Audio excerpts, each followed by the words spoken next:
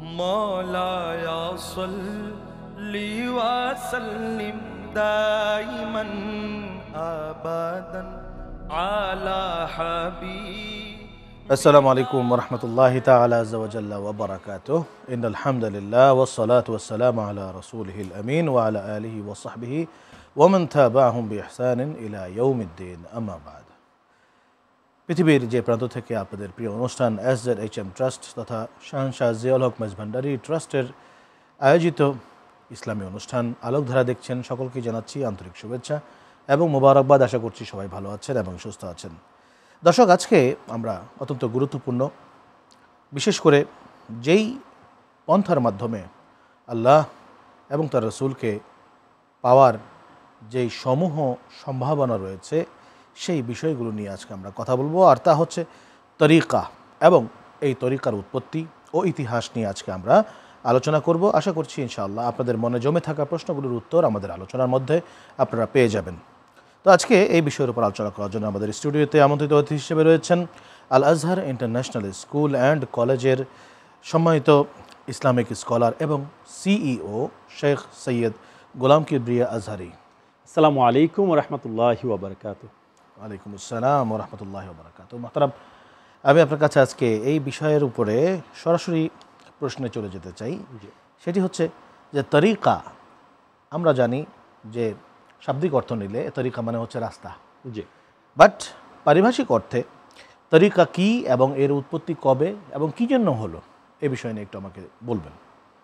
আলহামদুলিল্লাহি রাব্বিল আলামিন ওয়াসসালাতু ওয়াসসালামু আলা আশরাফিল আমবিয়া ওয়াল মুরসালিন ওয়া আলা আলিহি ওয়া আসহাবিহি তাইয়িবিন তাহিরিন ওয়া মান ইত্তাবাআহুম বিইহসানিন ইলা ইয়াউমিদ্দিন সুম্মা মা বা'দ।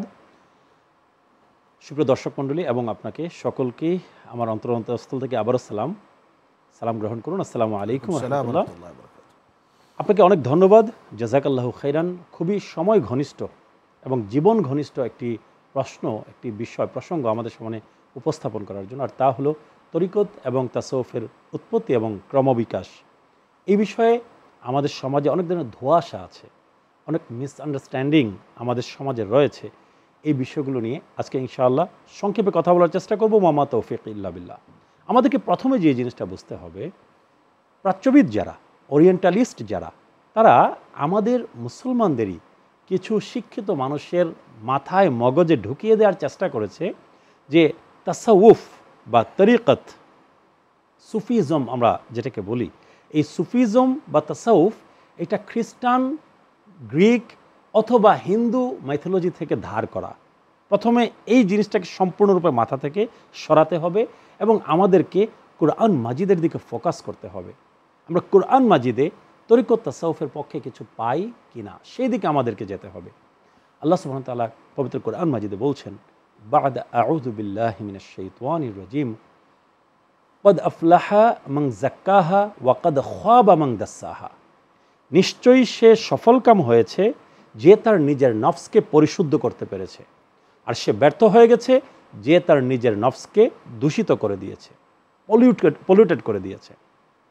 নবী করিম সাল্লাল্লাহু আলাইহি ওয়াসাল্লাম বুখারী শরীফের সহিহ হাদিসে কোরআন মাজিদের সুরে সুর মিলিয়েছেন এবং সহিহ হাদিসে বলছেন, আলা ইন্না ফিল জাসাদ মুদগা ইদা সালাহাত সালাহাল জাসাদু কুল্লু ওয়া ইদা ফাসাদাত ফাসাদাল জাসাদু কুল্লু আলা ওয়াহিয়াল কলব। নবী করিম সাল্লাল্লাহু আলাইহি ওয়াসাল্লাম বলছেন, সাবধান, নিশ্চয়ই তোমাদের শরীরের ভেতরে একটা মাংসপিণ্ড আছে, যেই মাংসপিণ্ডটা যদি পরিশুদ্ধ হয়ে যায়, তোমাদের এন্টায়ার বডি, পুরা শরীর তোমাদের পরিশুদ্ধ হয়ে যায়। আর যদি তোমাদের সেই শরীরের ভেতরে থাকে সেই মাংসপিণ্ডটা যদি দূষিত হয়ে যায়, পলিউটেড হয়ে যায়, কন্টামিনেটেড হয়ে যায়, তাহলে তোমার এন্টায়ার বডি পলিউটেড হয়ে যায়। বাইরে থেকে তোমাকে দেখতে যত সুন্দরই লাগুক না কেন, তোমার এন্টায়ার বডি, তোমার ভেতর পচে গেছে, নষ্ট হয়ে গেছে। তারপর নবী করিম সাল্লাল্লাহু আলাইহি ওয়াসাল্লাম তিনি সাবধান বাণী উচ্চারণ করছেন, আলা ওয়াহিয়াল কলব, সেই মাংসপিণ্ডটার নাম সাবধান। এই মাংসপিণ্ডের নাম হচ্ছে কলব, মানুষের নফস, মানুষের অন্তর, মানুষের কলব। তো আমরা কোরআন মাজিদের আয়াত এবং নবী করিম সাল্লাল্লাহু আলাইহি ওয়াসাল্লামের এই হাদিস থেকে পাচ্ছি যে আত্মশুদ্ধি ছাড়া মুক্তির কোনো রাস্তা আমাদের কাছে নেই। তাহলে একদম এক লাইনে বলে দিতে পারি, তাসাউফ মানে হচ্ছে আত-তাখাল্লি আনির রাযাইল ওয়াত তাহাল্লি বিল ফাদাইল। অর্থাৎ সকল প্রকার মন্দ কাজ থেকে নিজের কলবকে পবিত্র করা এবং সকল প্রকার ভালো আখলাক দিয়ে, ভালো চরিত্র দিয়ে নিজের আখলাককে, নিজের চরিত্রকে, নিজের ভেতরকে রাঙানো, এর নামই হচ্ছে তাসাউফ। এখন আসুন, আমরা তো এটা জানলাম হচ্ছে আপনার থিওরিটিক্যালি। নবী করিম সাল্লাল্লাহু আলাইহি ওয়া আলিহি ওয়াসাল্লামের প্র্যাকটিক্যাল লাইফে আমরা কিছু বিষয়ের দিকে যাই। বুখারী শরীফের হাদিস, মুসলিম শরীফের হাদিস, হাদিসে জিবরিল বলা হয় এবং বিখ্যাত হাদিস, উভয় কিতাবেই হাদিস এসেছে, অর্থাৎ মুত্তাফাক আলাইহি হাদিস, বুখারী এবং মুসলিম উভয় কিতাবে এসেছে। হযরত আবু হুরায়রা রাদিয়াল্লাহু তাআলা আনহু হাদিসের বর্ণনাকারী, আবার হযরত উমর ফারুক রাদিয়াল্লাহু তাআলা আনহু তিনিও হাদিসের বর্ণনাকারী। তারা বলছেন যে আমরা একদিন নবী করিম সাল্লাল্লাহু আলাইহি ওয়া আলিহি ওয়াসাল্লামের কাছে বসেছিলাম। ইদ তালা আলাইনা রাজুলুন শাদীদু বায়াদিস সিয়াব, আমাদের কাছে এমন এক ব্যক্তি আসলেন যার কাপড় ছিল ধবধবে সাদা, তারপরে চুলের কথা বলা হয়েছে একদম কুচকুচে কালো চুল। নবী করিম সাল্লাল্লাহু আলাইহি ওয়াসাল্লামের একদম কাছে এসে বসলেন, অথচ সেই ব্যক্তিকে লা ইয়ারিফুহু মিন্না আহাদ, আমাদের কেউ ওই ব্যক্তিকে চিনেন না। অর্থাৎ মানে কি, তিনি মদিনা শরীফের কেউ নন। ওয়ালা ইউরা আলাইহি আসারুস সফর, কিন্তু তার শরীরে সফর করে যে এসেছেন সে আলামতও দেখা যায় না।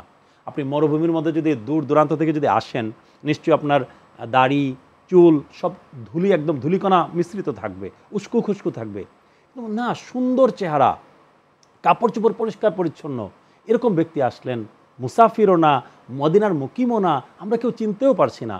ওই ব্যক্তি এসে নবী করিম সাল্লাল্লাহু আলাইহি ওয়া আলিহি ওয়াসাল্লামের একদম কাছে এসে একদম কাছে ঘেঁষে বসলেন। বসার পর জিজ্ঞেস করলেন, মা হুয়াল ইসলাম, ইসলাম কি জিনিস? নবী করিম সাল্লাল্লাহু আলাইহি ওয়া আলিহি ওয়াসাল্লাম বললেন, আন তাশহাদা আল্লা ইলাহা ইল্লাল্লাহ ওয়া আন্না মুহাম্মাদান আবদুহু ওয়া রাসূলুহু সাল্লাল্লাহু আলাইহি ওয়া আলিহি ওয়াসাল্লাম। তিনি নবী করিম সাল্লাল্লাহু আলাইহি ওয়াসাল্লাম বললেন, ইসলাম হচ্ছে যে তুমি সাক্ষ্য দিবে আল্লাহ ছাড়া আর কোনো মাবুদ নাই এবং আমি মুহাম্মদ সাল্লাল্লাহু আলাইহি ওয়াসাল্লাম আল্লাহর নবী এবং রাসূল। ওয়া আন তুমিনা ওয়া আন তুকিমাস সালাহ ওয়া তুতিয়াজ যাকাত ওয়া তাসুমা রমাদান ওয়া তাহজ্জুল বাইতা ইন ইসতাতা'তা ইলাইহি সাবিলা, আর তুমি রোজা রাখবে, নামাজ পড়বে, যাকাত দিবে, হজ করবে যদি তোমার সামর্থ্য থাকে। এর নাম হচ্ছে ইসলাম। তারপর আবার সেই আগন্তুক ব্যক্তি তিনি বলছেন, আপনি নিশ্চয় সত্য বলেছেন। আবার প্রশ্ন করছেন যে মা হুয়াল ঈমান, ওয়ামাল ঈমান, ঈমান কি জিনিস? নবী করিম সাল্লাল্লাহু আলাইহি ওয়াসাল্লাম বলেন, আন তুমিনা বিল্লাহি ওয়া মালাইকাতিহি ওয়া কুতুবিহি ওয়া রাসূলিহি ওয়াল ইয়াউমিল আখির ওয়াল কদরি খাইরিহি ওয়াশ শাররি। ঠিক আছে, তো বলা হচ্ছে নবী করিম সাল্লাল্লাহু আলাইহি ওয়াসাল্লাম বলছেন ঈমান হচ্ছে তুমি আল্লাহর উপরে বিশ্বাস করবে, ফেরেশতার উপরে বিশ্বাস করবে, পরকালে বিশ্বাস করবে, আসমানি কিতাবে বিশ্বাস করবে, পূর্ববর্তী সকল রাসূলের উপরে বিশ্বাস করবে, পরকালের উপরে বিশ্বাস এবং তকদিরের ভালো মন্দ সকল কিছু আল্লাহর পক্ষ থেকে এই বিশ্বাস তোমার রাখতে হবে, এর নাম ঈমান। ওই আগন্তুক ব্যক্তি ৩ নম্বর প্রশ্ন করলেন, ওয়ামাল ইহসান, ইয়া রাসূলুল্লাহ ইসলাম কি জিনিস বুঝলাম, বাহ্যিক যত কাজ আছে সকল কিছু ইসলাম, বাহ্যিক যত কাজ, যত ইবাদত আছে সকল কিছু ইসলাম, আরেকটু ভেতরে গেলে ঈমান কি জিনিস বুঝলাম, এটা বিশ্বাসের নাম। আরেকটা জিনিস আছে ইয়া রাসূলুল্লাহ, ইহসান, ইহসান জিনিসটা কি? এটা ৩ নম্বর প্রশ্নতে এসেছে। নবী করিম সাল্লাল্লাহু আলাইহি ওয়াসাল্লাম বলেন, আন তা'বুদাল্লাহা কাআন্নাকা তারাহু ফাইন লাম তাকুন তারাহু ফাইন্নাহু ইয়ারাক, তুমি এমনভাবে আল্লাহর ইবাদত করবে যেন তুমি আল্লাহকে দেখছো, আর যদি তোমার মনে হয় তুমি আল্লাহকে দেখছো না, এতটুকু ঈমান বিশ্বাস রেখে আল্লাহর ইবাদত করতে হবে যে আল্লাহ তোমাকে দেখছেন।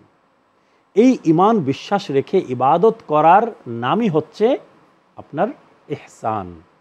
উলামায়ে কেরাম বলছেন, ইসলাম কি জিনিস জানলাম, ঈমান কি জিনিস জানলাম, তো এই ইহসান, এই ৩ নম্বর প্রশ্ন এবং তার উত্তর থেকেই তাসাউফের উৎপত্তি। এটা হচ্ছে আল্লাহ সুবহানাহু ওয়া তাআলার সাথে বান্দার এক নিবিড় সম্পর্ক, গভীর সম্পর্ক, গভীর বন্ধুত্বপূর্ণ সম্পর্ক গড়ে তোলার যে ফর্মুলা, সেই ফর্মুলাই হচ্ছে ইহসান, মাকামে ইহসান, এবং মাকামে ইহসান থেকে কিন্তু তাসাউফের উৎপত্তি। আল্লাহ সুবহানাহু ওয়া তাআলার প্রেমের মধ্যে বিলীন হয়ে যাওয়া, ভালোবাসার মধ্যে বিলীন হয়ে যাওয়া, যেমনটা আল্লাহ সুবহানাহু ওয়া তাআলা সূরাতুল বাকারার প্রথম পারার শেষ পৃষ্ঠায় বলছেন, সিবগাতাল্লাহ ওয়ামান আহসানু মিনাল্লাহি সিবগা। আল্লাহ সুবহানাহু ওয়া তাআলা বলছেন, তোমরা আল্লাহর রঙে রঞ্জিত হয়ে যাও, আর আল্লাহর রঙের চাইতে উত্তম রং আর কি আছে? তাসাউফ কোনো কিছুই নয়। যে 1100 বছর আগের একটা তাফসীরের ভিতরে তাফসীরের মুসান্নিফ তিনি লিখেছেন যে স্বাভাবিকভাবে অর্থ হচ্ছে ইহসান আমরা এইভাবে জানি যে ফাইন লাম তাকুন তারাহু, তুমি যদি আল্লাহকে দেখতে না পাও তাহলে আল্লাহ তোমাকে দেখছেন। কিন্তু সুফিয়া কেরামের যে তাফসীর রয়েছে সেটা অর্থটা একটু অন্যরকম, সেটা হচ্ছে ফাইন লাম তাকুন, যদি তুমি নিজেকে বিলীন করে দাও, না থাকো, তুমি তোমার সত্তা যদি না থাকে তারাহু, তাহলে তুমি আল্লাহ তাআলাকে দেখবে। ওই দেখাটাই তো আবার তাসাউফের মূল উদ্দেশ্য। এবার আপনি আমাদেরকে বলবেন যে তাসাউফের উৎপত্তি এবং কেন উৎপত্তি হলো।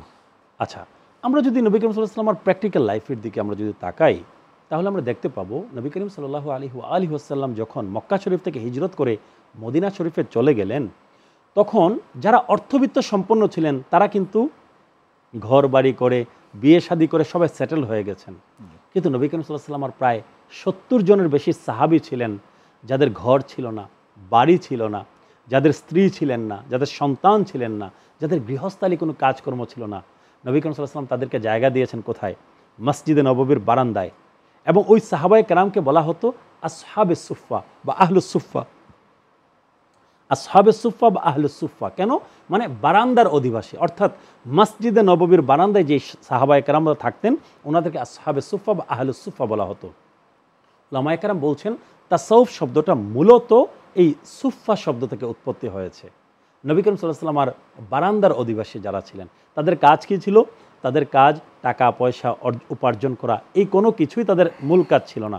তাদের মূল কাজ ছিল নবী করিম সাল্লাল্লাহু আলাইহি ওয়াসাল্লাম আর বারগাহে রিসালাতে তারা থাকতেন এবং আসমানি কিতাব যা অবতীর্ণ হয়েছিল কোরআন মাজিদ শিক্ষা করা, তাফসির শিক্ষা করা, হাদিস শিক্ষা করা এবং আরেকটা জিনিস শিক্ষা করা।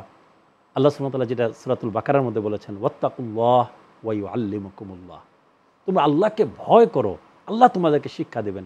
আমরা জানি যে জ্ঞান শিক্ষা হয় আপনার কিতাব থেকে, জ্ঞান শিক্ষা হয় বই পড়ে, কিন্তু আল্লাহ সুবহানাহু ওয়া তাআলা এখানে বলছেন না, আরেকটা জ্ঞান আছে, যেই জ্ঞানটা আমি শিক্ষা দেই যদি আমি আল্লাহকে যদি কেউ ভয় করার মতো ভয় যদি করতে পারে, এটা হচ্ছে ইলমে লাদুনি। যেই জ্ঞানের কথা সূরাতুল কাহাফের মধ্যে উল্লেখ আছে। হযরতে মুসা আলাইহিস সালাতু ওয়াস সালাম, দীর্ঘ ঘটনা, একদম শাব্দিক অর্থ যদি কেউ পড়ে যান সূরাতুল কাহাফে পাবেন ইনশাআল্লাহ। আল্লাহ সুবহানাহু ওয়া তাআলা যখন মুসা আলাইহিস সালাতু ওয়াস সালামকে একটু শর্মিন্দা করে যখন খিজির আলাইহিস সালাতু ওয়াস সালামের কাছে পাঠালেন, বললেন, হে মুসা, তুমি এই দুনিয়ার সবচেয়ে বড় জ্ঞানী না, আমার দুনিয়ার সবচেয়ে বড় জ্ঞানী দুই সমুদ্রের মিলনস্থলে মাজমাউল বাহরাইনে আছে, তার নাম খিজির, যাও তার সাথে গিয়ে দেখা করো। মুসা আলাইহিস সালাতু ওয়াস সালাম ওনার একজন সাথীকে নিয়ে, ইউশা ইবনে নুন আলাইহিস সালাতু ওয়াস সালামকে সাথে নিয়ে, যিনি আরেকজন নবী ছিলেন, খিজির আলাইহিস সালাতু ওয়াস সালামের সাথে গিয়ে দেখা করলেন। দেখা করে বললেন, হে আল্লাহর ওলি খিজির, আপনার সঙ্গে আমি দেখা করতে এসেছি, আল্লাহর দরবারে আমি বড় লজ্জিত। আমি মনে করেছিলাম আমি বড় জ্ঞানী, কিন্তু আল্লাহ বলছেন আপনি সবচেয়ে বড় জ্ঞানী। আমি আপনার কাছ থেকে আল্লাহ যে বিশেষ জ্ঞান দিয়েছেন সেই জ্ঞান থেকে কিছু শিক্ষা গ্রহণ করতে চাই। আল্লাহ সুবহানাহু ওয়া তাআলা কুরআন মাজিদে সেই কথা বর্ণনা করেছেন সূরাতুল কাহাফে, ফাওয়াজাদা আবদাম মিন ইবাদিনা আতাইনাহু রাহমাতাম মিন ইনদিনা ওয়া আল্লামনাহু মিন লাদুন্না ইলমা। তারা পথ চলতে চলতে আমার একজন বিশেষ বান্দার সাক্ষাৎ পেলেন, যাকে আমি আল্লাহ আমার পক্ষ থেকে বিশেষ রহমত দিয়েছিলাম এবং আমার পক্ষ থেকে বিশেষ জ্ঞান দান করেছিলাম। এই বিশেষ জ্ঞান খিজির আলাইহিস সালাতু ওয়াস সালামকে আল্লাহ সুবহানাহু ওয়া তাআলা কেন দিয়েছেন? তাকওয়ার বিনিময়ে। ওয়াত্তাকুল্লাহ ওয়া ইউআল্লিমুকুমুল্লাহ। এই জ্ঞান কখনো কিতাব পড়ে পাওয়া যায় না। আপনার এই আলোচনা থেকে আমরা বুঝতে পারলাম যে তাকওয়া মূলত অবলম্বন করাই হচ্ছে তাসাউফের মূল কথা, মূল উদ্দেশ্য। আরেকটা জিনিস আপনি আমাদেরকে বলবেন, যেহেতু আপনি মিশরে বহুত বছর ছিলেন এবং বিভিন্ন দেশ বিদেশে আপনি ঘুরেছেন, ব্রিটেনে গিয়েছেন, তরিকা কিন্তু বিভিন্ন দেশে বিভিন্ন রকম তরিকার অবস্থান বা মানুষজন তরিকাকে অবলম্বন করে তারা তাসাউফ চর্চা করছে। এরকম তরিকা কতগুলো টিকে আছে এবং সেগুলোর মধ্যে পৃথিবীতে কোন কোন জায়গায় কোন কোন তরিকার প্রভাবটা বেশি? আসলে তরিকার সংখ্যা অনেক।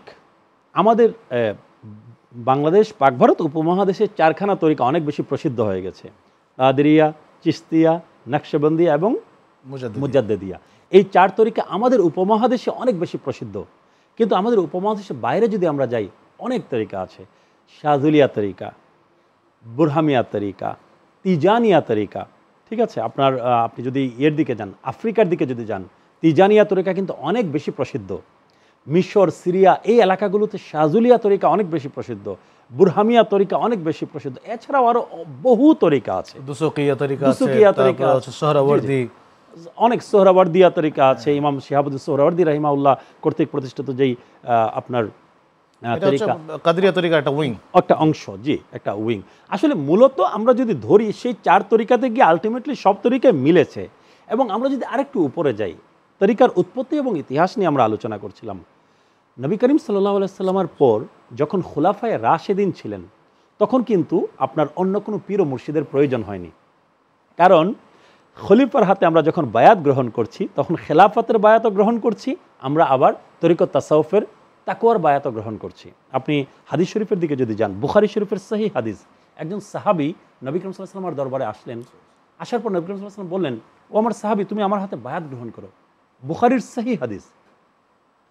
ওই সাহাবী বললেন, ইয়া রাসূলুল্লাহ, আমি তো আপনার কাছে বায়াত গ্রহণ করেছি জিহাদের ময়দানে, আরও অনেক জায়গায় কয়েকবার বায়াত গ্রহণ করেছি, বায়াতে রিদওয়ানেও আমি ছিলাম, আমি আপনার ইয়েতেও ছিলাম, কি বলে বায়াতে আকাবাতেও আমি ছিলাম, ইয়া রাসূলুল্লাহ এখন কোন বায়াত আমি গ্রহণ করব? নবী করিম সাল্লাল্লাহু আলাইহি ওয়াসাল্লাম বললেন, তুমি এখন আবার নতুন করে আমার কাছে বায়াত গ্রহণ করো। ওই সাহাবী হাত বিছিয়ে দিলেন, নবী করিম সাল্লাল্লাহু আলাইহি ওয়াসাল্লামের হাতে আবারও বায়াত গ্রহণ করলেন। এখন আপনি আমাকে বলুন, বুখারীর সহিহ হাদিস এবং মুসলিম শরীফেও এই হাদিস এসছে, এই বায়াত কোন বায়াত? এই বায়াত আর কোনো বায়াত না, এটা হচ্ছে বাইআতুত তাকওয়া। আমরা পীর ও মুর্শিদের হাতে যে বায়াত গ্রহণ করি সেটা হচ্ছে বাইআতুত তাকওয়া। আমি মুর্শিদের হাতে হাত রাখার মাধ্যমে আমি শপথ করছি আমি কোনো কবিরা গুনাহের কাজ করব না, আমি আল্লাহর ইবাদত করব এবং আমি আল্লাহ সুবহানাহু ওয়া তাআলার আনুগত্য করব। এখন নবী করিম সাল্লাল্লাহু আলাইহি ওয়াসাল্লামের হাতে সাহাবায়ে কেরাম বায়াত গ্রহণ করেছেন, বাইআতুত তাকওয়া নিয়েছেন। খুলাফায়ে রাশিদিনের যুগে এসে তখন কিন্তু আর আলাদা কোনো পীর ও মুর্শিদের প্রয়োজন ছিল না। খুলাফায়ে রাশিদিন যারা ছিলেন, হযরতে আবু বকর সিদ্দিক রাদিয়াল্লাহু আনহু, হযরত ওমর ফারুক রাদিয়াল্লাহু আনহু, হযরত উসমান যুননুরাইন রাদিয়াল্লাহু আনহু, হযরত মাওলা আলী শেরে খুদা, হযরত ইমাম হাসান মুজতবা আলাইহিমুস সালাম রাদিয়াল্লাহু তাআলা আনহুম আজমাইন, উনারাই ছিলেন যুগের ইমাম এবং যুগের মুর্শিদ, যুগের পীর।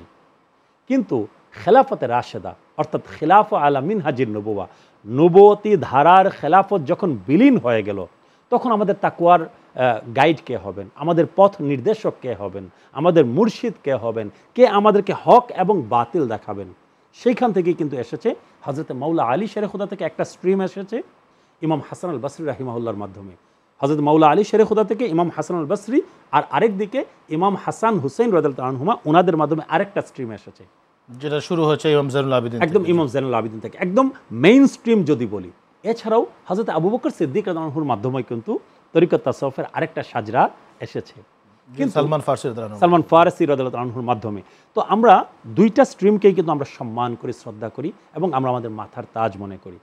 যেই স্ট্রিম থেকে আসুক, সকল কিছুর মূল উৎপত্তি কিন্তু নবী করিম সাল্লাল্লাহু আলাইহি ওয়া আলিহি ওয়াসাল্লাম, এবং সকল কিছুর উৎপত্তি কিন্তু আপনার মদিনাতুল মুনাওয়ারা এবং মসজিদে নববীর সেই আহলে সুফা, সেই মসজিদে নববীর বারান্দা। আমি আপনার কাছে যে জিনিসটা এখন জানতে চাইবো সেটি হচ্ছে একজন তরিকা বন্দী ব্যক্তি এবং একজন তরিকা বিবর্জিত ব্যক্তির মাঝে পার্থক্যটা কি?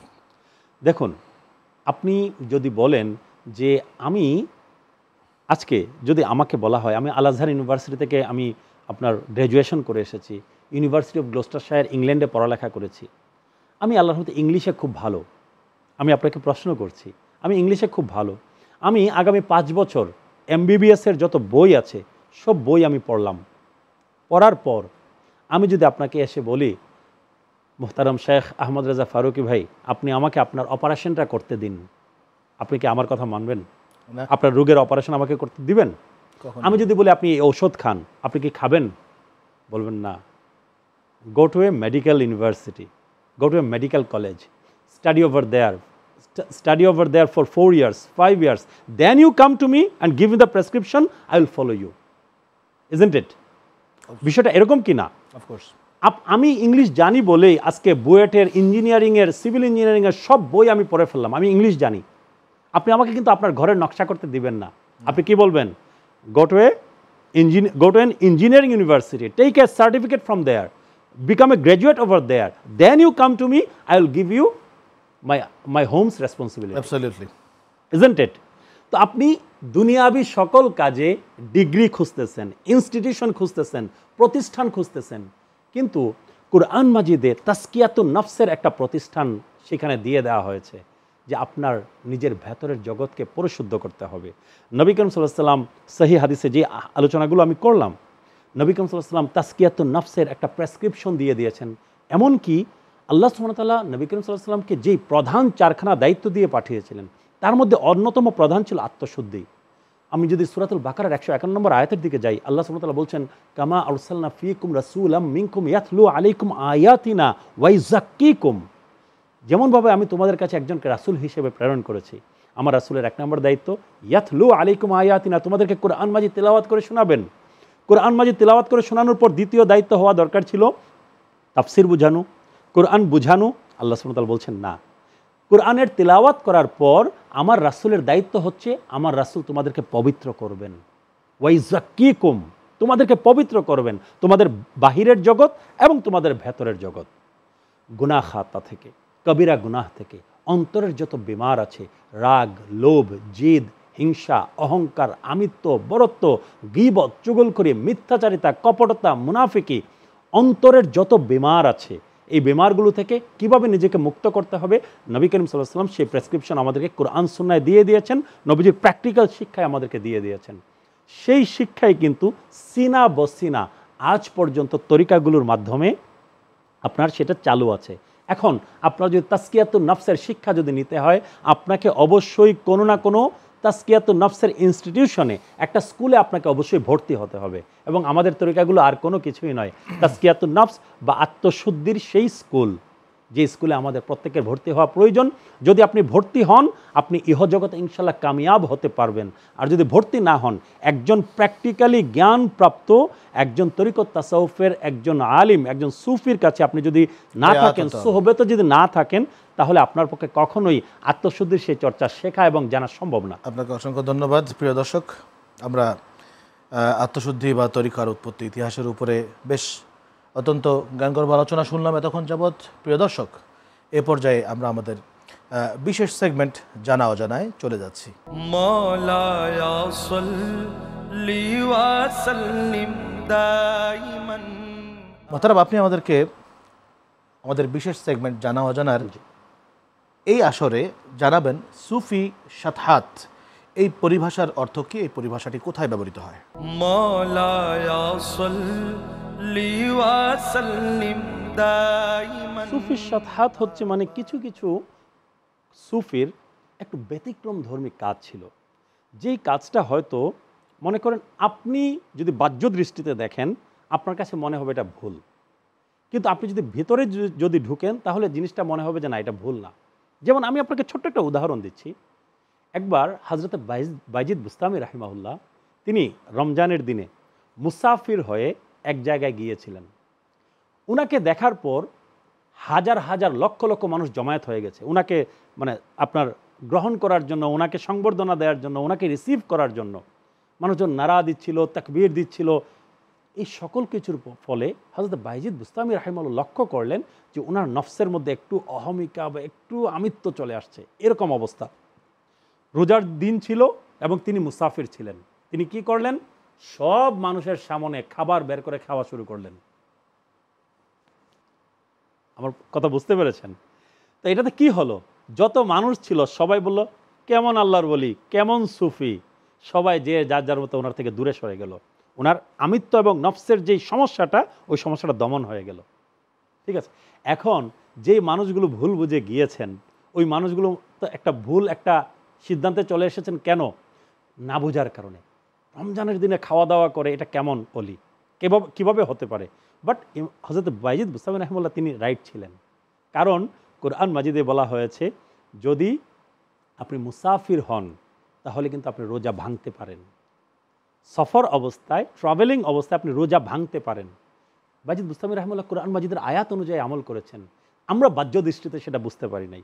তো সুফিগণের এমন কিছু বিষয় থাকে, এটা আসলে অনেক দীর্ঘ আলোচনার বিষয়। 2 মিনিটের আলোচনা, এটা কখনোই বিশদভাবে মানে একদম ভেতরে ঢুকে ব্যাখ্যা করা যাবে না। বাইজিদ বুস্তামি রাহিমাহুল্লাহ এবং মনসুর হাল্লাজ রাহিমাহুল্লাহ সহ বড় বড় আল্লাহর ওলিদের কিছু শাতহাত ছিল। ঠিক আছে, এই বিষয়গুলো যদি এক্সপ্লেইন করতে হয়, স্বতন্ত্র আরেকটা এপিসোড আসলে প্রয়োজন। তাহলে এই বিষয়গুলো বিস্তারিত আলোচনা করে হয়তো বোঝানো যাবে। আপনাকে অসংখ্য ধন্যবাদ আজকের এই বিষয়ভিত্তিক অত্যন্ত গুরুত্বপূর্ণ আলোচনার জন্য। প্রিয় দর্শক, আমরা এতক্ষণ যাবৎ শেখ সৈয়দ গোলাম কিবরিয়া আজহারীর কাছ থেকে তরিকার উৎপত্তি এবং ইতিহাস, তার সাথে সাথে আউলিয়া কেরামের হালাত এবং কোথায় গেলে আমরা তরিকা পাবো, কি হলে তরিকা পাবো, তরিকা পেলেই বা কী লাভ হবে, এইসব বিষয়ে আমরা জানতে পারলাম। আল্লাহ রাব্বুল আলামিন যেন আমাদেরকে সঠিক পথ খুঁজে পাওয়ার তৌফিক দান করেন এবং সেই পথ বেয়ে বেয়ে আল্লাহ তাআলার পর্যন্ত পৌঁছার তৌফিক দান করেন। আমিন। ওয়াসসালামু আলাইকুম ওয়া রাহমাতুল্লাহি ওয়া বারাকাতুহু। মুহাম্মাদুন সাইয়্যিদুল কাওনাইন ওয়া সাকালান ওয়াল ফারিকাইনি মিন উরবি ওয়া মিন عجم